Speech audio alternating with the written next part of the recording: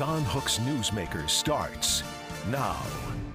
Thanks for joining us for Newsmaker. Later in the program, a dog that can sniff out electronic devices, things as small as a SD card. This has become a key to criminal investigations into child pornography and human trafficking, among other things. That's later in the program. But first, we may be one of the fastest growing states in the country, but our student population, K through 12, is declining. And fewer fannies in the seats means less funding because Arizona funds its schools on a per pupil basis. The question is, why is this happening? Katie Ratlief is the executive director of the Common Sense Institute, and you've done a deep dive into this. Katie, thank you for being with us. Thank you for having me. What is going on in Arizona? I looked at these numbers and I couldn't believe it because our population is going like this and our student enrollment is going down. That's exactly right. And it's actually not unique to Arizona. This is happening all over the country.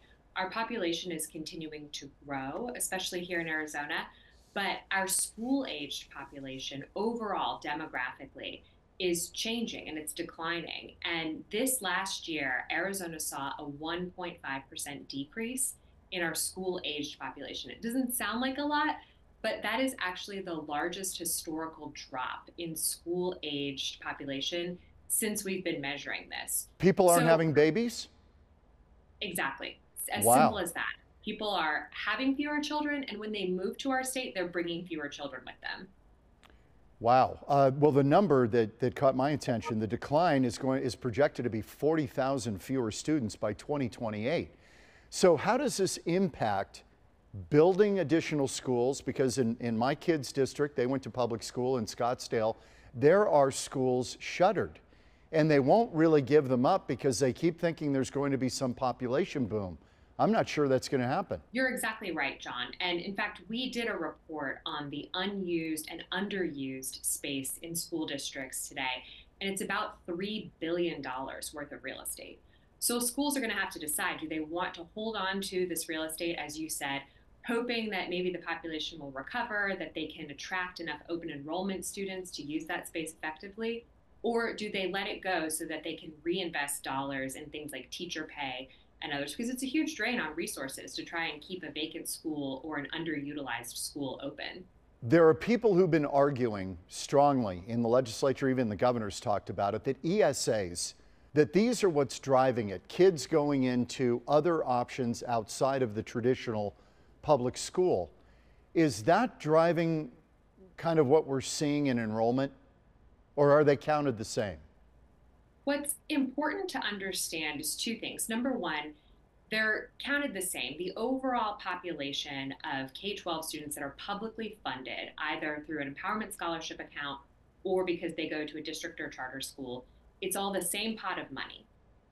But things really changed for Arizona schools, and especially for public schools, in 2020. We lost about 50,000 kids, evaporated from our public schools overnight. About 34,000 of those kids never came back. So in addition to these demographic changes, John, that you're talking about that are going to start seeing in the numbers this year and will only get worse over the next 5 to 10 years based on the projections, we still have 34,000 students who left in 2020 and didn't come back. That was before the enactment of the universal eligibility for empowerment. Katie, where did those kids go? We don't know. They likely were being homeschooled. Maybe they went to a private school. They enrolled somewhere else other than in a public school. And so it's possible that a number of those kids who left in 2020 are now getting an empowerment scholarship account. And that's why you had that rapid growth. They were families possibly who already had left public school and had chose something else and then were utilizing an ESA when it became available. Okay, let's take the birth rates in the immigrant community. And I'm thinking about some of the schools in Central Phoenix. If their enrollment declines because the parents are not having kids, what happens to the funding mechanism? Well, as you pointed out, dollars follow students in Arizona. So the legislature and the governor agree on how many students they think will be in the state, where they think they'll show up, how much they think they'll cost. But schools only get paid for the number of students who are there on the 100th day. So if schools are seeing rapid enrollment declines, and not every school district, not every charter district will be impacted the same, they will see a decrease in the funding that is available to them. Okay, okay. I want to pivot, if we can, to homelessness. This is another thing that your institute, Common Sense Institute, has looked at. We just had a recent point in time count. Well, the results have been released. The count was done back in January. Homelessness here is far outpacing growth in population, and it has been since 2007. But what caught my eye is we're now spending about $1 billion in Arizona on homelessness, but over the past 3 years, the population has gone up 30%, the homeless population. Why? It's difficult to say exactly why, but I think what's important to know is what has changed over the last decade or so is the number of temporary shelter beds that are available for people have declined at the same time that the number of beds for what's called permanent supportive housing has increased. So what we think is one factor that our policies don't match what people actually need. We're not giving them the kinds of services that are required to get them permanently off the streets. And we need to think about the way that we're approaching the issue, which is why we wrote the report, John, about, we've got $1 billion.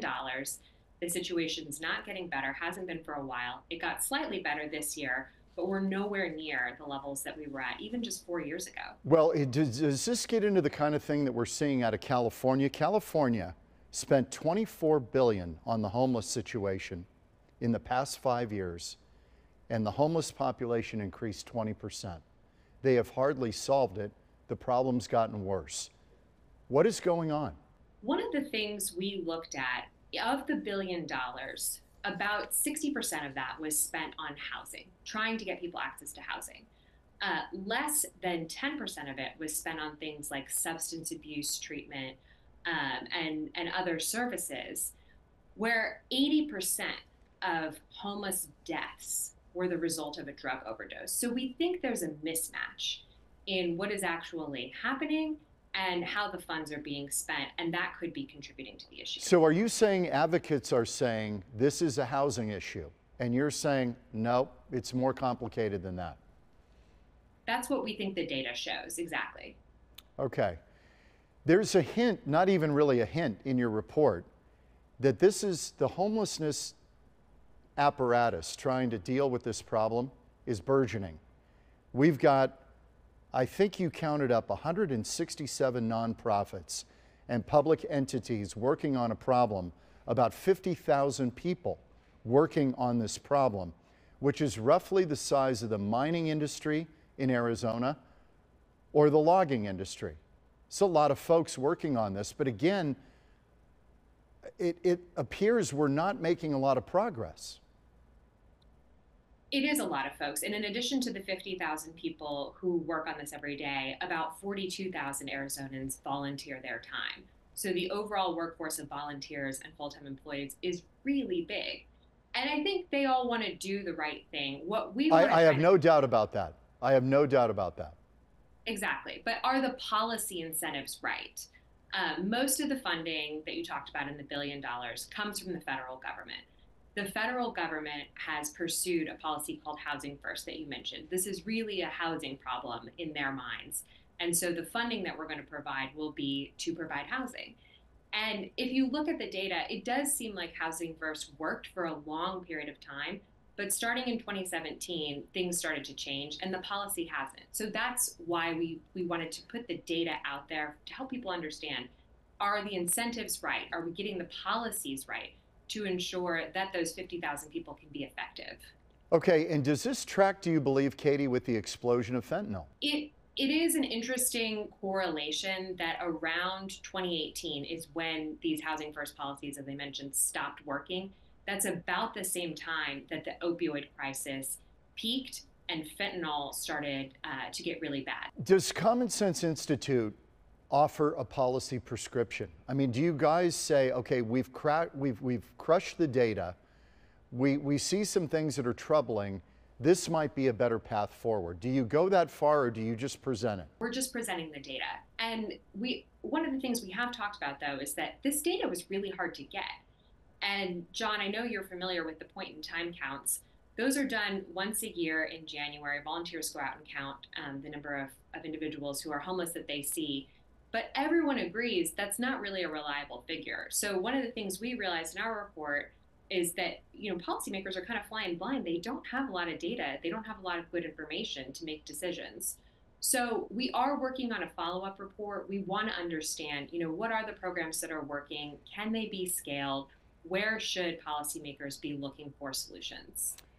In the state of Arizona, as I read the data, about half of the population, in Maricopa County as well, half of the homeless population is sheltered, half are unsheltered. Is that about right? That is about right, yes, statewide, although Pima County appears to be an outlier.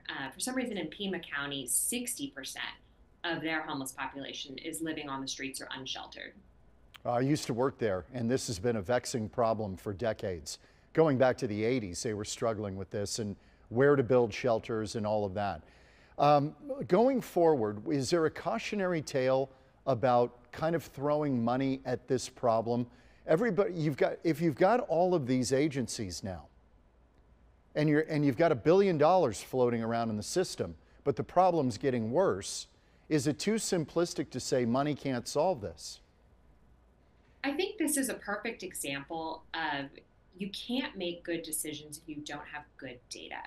If you want to continue to invest, maybe $1 billion isn't enough. Maybe it's going to take more money.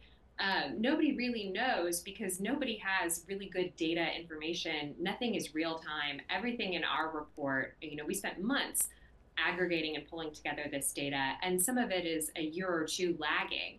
And it's the best, most recent available data. So I think it's a good example. It is a cautionary tale of if you want to understand a problem, if you want to come up with an impactful solution, you need to first make sure you can get your hands on some good data. Okay, we will leave it there. Katie Ratlief, I really appreciate it with the Common Sense Institute. You are the executive director. Thank you, Katie. Good to see you. Thank you, John. Okay, coming up next, the dog that sniffs out electronic devices, critical in criminal cases where damning evidence is often stored on these electronic devices, some of them tiny. Criminals hide them, and you're going to meet the dog that can find them, sniff them out, next on Newsmaker.